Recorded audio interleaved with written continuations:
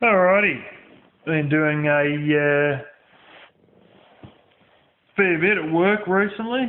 Been working quite a bit and I've been staying up too late and I'm sort of a little bit too tired right now.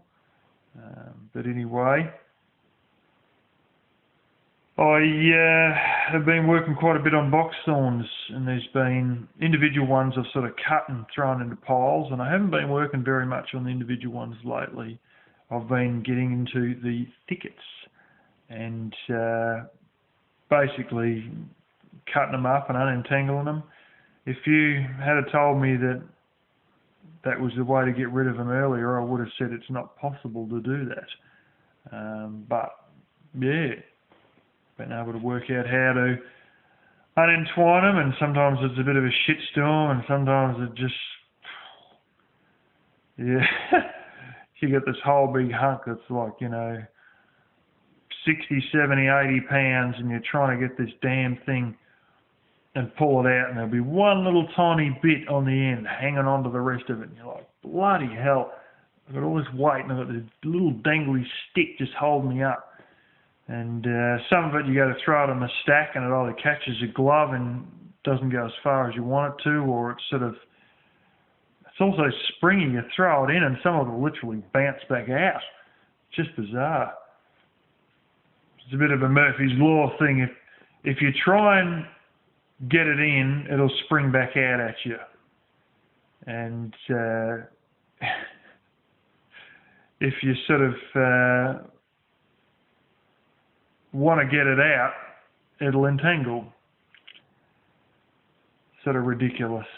But when you want it to stick, it won't stick, and when you don't want it to stick, it will stick.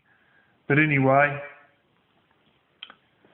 I went down to the capital the other day and went into an Asian area, and they've got these really bizarre looking blooming gas burners. They're like instead of having a venturi, where you got your jet and you got your two little holes, that's your venturi, where it draws air in. It's venturi effect. It's in carburetors and whatnot, but you'll usually have one of those for a whole ring. And like I've got a 3-ring burner and it's got 3 venturis. And well, for some reason this is very bizarre. They've got these ones that are it's like a dozen miniature blowtorches mounted in a ring. And each of the little blowtorches is like a cast brass thing, and like they've machined, made a cast brass thing in the machine where the jet is and the venturi, and then just screwed it into a ring. It's real bizarre. It's like each one of them is its own little venturi, and then it's like a little blowtorch, and then they've got like 12 of these mounted on a ring.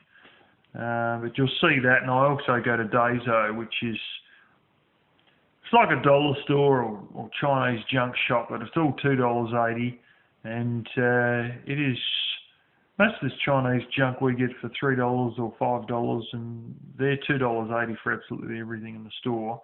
But it's a lot more upmarket than most of them. And there's some weird things that you'd only see in Japan in there. 80% of it's made in China, but most of these Chinese junk shops you go into, they've got this bizarre, off-putting potpourri smell mixed with a smell of plastic that hasn't set properly, and it just stinks. But you go into this and there's no smell, and it's clean, and it's white tiles, and it's brightly lit, and it's really sort of, yeah. But as I said, 80%'s made in China, but it's sort of like a higher quality, and it's not that sort of real rubbishy Chinese sort of, you pick it up and you can smell the plastic fumes. Sort of, it's not like that. But about 20% of it is actually made in Japan. So, yeah, I'll go through that as well, and I might as well show you a collapsed tree. This local government, this particular one, likes to spend a lot of money on bullshit, and then they don't know how to handle a tree that has a branch crack off it. oh, it's unsafe, we don't know what to do with it. And might as well show you a bit of boxthorn burning as well. It's that boxthorn that was on there's a boundary fence that was a really, really shitty fence that needs to be fixed up, and will be fixed up most likely in the spring when my father does the rest of his fence along the road. And we pulled it out, and there was all the rabbit holes underneath, and it sort of took a bit of the fence with it and whatnot. But we burnt all that, stumps and all. There is nothing left but ash. And unfortunately, the audio was turned off for that footage, and you'll notice some of the Dazo audio is too, because copyrights for the songs they had playing through the sound system in there. But flaming weird stuff at Dazo. But anyway, on we go. There's a dangerous tree branch. Oh, it's going to hurt us all. Oh, we're going to warn the public. Let's work in a few star pickets and put a bit of tape around. You know, we don't know how to deal with this thing. Call it whatever you want to call it. I'm going to call it lazy council workers. Oh, you can see there, because the stone tape is line. It's broken off. Little splinter still hanging there in the wind.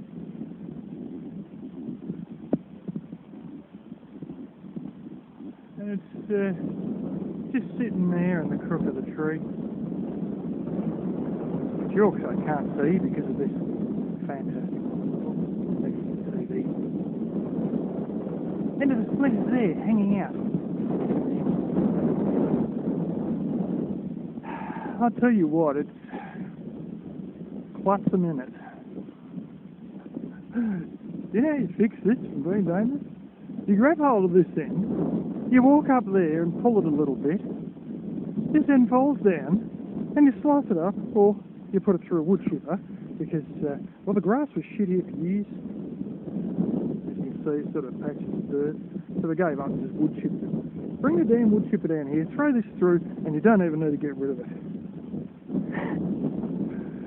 What happened to people who had common sense and skills, you know? I know for a fact because I worked with local government here as day labour, and they do an on-hour shift, but they'd only actually do about 2 hours of work. You have never seen so many tea breaks in all your damn life. Matter of fact, this is the same sort of variety of tree that's around my house.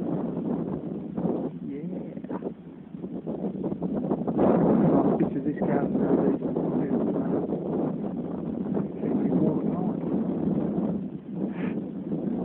You know, you wonder what you pay all these taxes for. These who can't work out problems as simple as that.